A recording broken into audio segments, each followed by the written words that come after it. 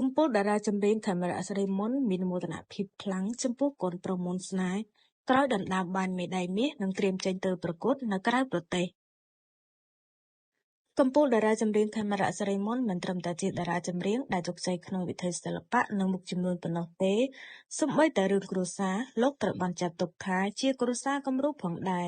ដែលមានភរិយាល្អនិងកូនៗល្អជាក់ស្ដែងសម្រាប់កូនប្រុសមន្តស្នេហ៍កាន់តែធ្វើឲ្យលោកមានមោទនភាពខ្លាំងក្រោយពីកូនប្រុសបានដណ្ដើមបានមេដាយមាសជាលើកទី3លើវេទិកាអន្តរជាតិនិងត្រៀមចេញទៅប្រកួតនៅក្រៅប្រទេស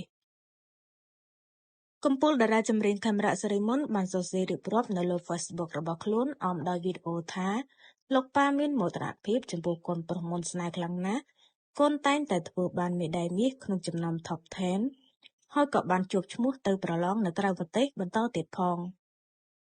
នេះមិនមែនជាលើកទី1នោះទេដែលកូនប្រុសកំពូលតារាចម្រៀងខេមរៈ សិរីមន្តទទួលបានមេដាយមាសនោះកន្លងមកកូនប្រុសរបស់លោកធ្លាប់បានទទួលមេដាយមាសជាច្រើនលើផ្នែកសិក្សាលោកថែមទាំងបាននិយាយទៀតថាការប្រឡងលើកនេះ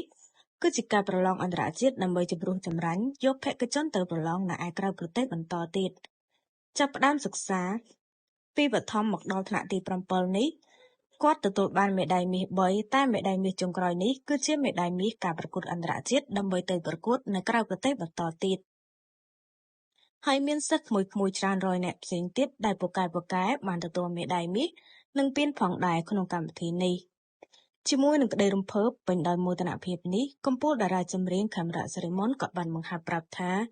អ្វីត្បិតតែលោកមមាញឹកនៅក្នុងការងារសិល្បៈនិងការងាររកស៊ីលោកនិងគ្រួសារតែងតែផ្ដល់ភាពកក់ក្ដៅចំពោះកូនៗនិងមិនដែលទុកពួកគាត់ចោលឡើយ